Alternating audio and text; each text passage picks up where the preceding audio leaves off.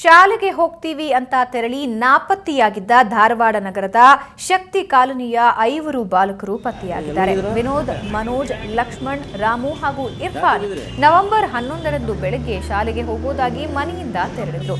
ಸಂಜೆ ಮರಳಿ ಮನೆಗೆ ಬರಲೇ ಇಲ್ಲ. ಕೂಡಲೇ ಪಾಲಕರು ಶಾಲೆಗೆ ಹೋಗಿ ವಿಚಾರಿಸಲಾಗಿ ಅವರು ಶಾಲೆಗೆ ಬಂದಿಲ್ಲ ಅನ್ನೋದು ತಿಳಿದು ಬಂದಿದೆ. ಸಂಬಂಧಿಕರು ಹಾಗೂ ಸ್ಥಳೀಯರೊಂದಿಗೆ ಸೇರಿ ಎಲ್ಲ ಕಡೆಯೂ ಹುಡುಕಾಡಿದ್ದಾರೆ.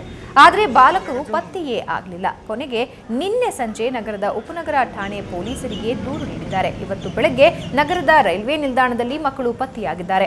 ಬೆಳಗ್ಗೆ ಶಾಲೆಗೆ ತಡವಾಯಿತಂತ ಭಾವಿಸಿದ ಬಾಲಕರು ಹುಬ್ಬಳ್ಳಿಯ ಕಡೆಗೆ ಪ್ರಯಾಣ ಬೆಳೆಸಿದ್ದಾರೆ. ಈ 5ರ ಪೈಕಿ ರಾಮು ಮತ್ತು ಲಕ್ಷ್ಮಣರಿಗೆ ಹಿಂದಿನ ದಿನವಷ್ಟೇ ಶಾಲೆಯಲ್ಲಿ ತಲಾ 400 ರೂಪಾಯಿ ಸ್ಕಾಲರ್ಶಿಪ್ ನೀಡಲಾಗಿತ್ತು.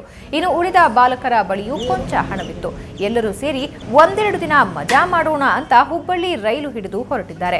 ಯಾವಾಗ ಜೇಬಿನಲ್ಲಿದ್ದ ಹಣ ಖಾಲಿಯಾಗಿತ್ತೋ ಆಗ ಮರಳಿ ಬಂದು ರೈಲ್ವೆ ನಿಲ್ದಾಣದಲ್ಲಿ ಕಾಲ ಕಳೆದಿದ್ದಾರೆ.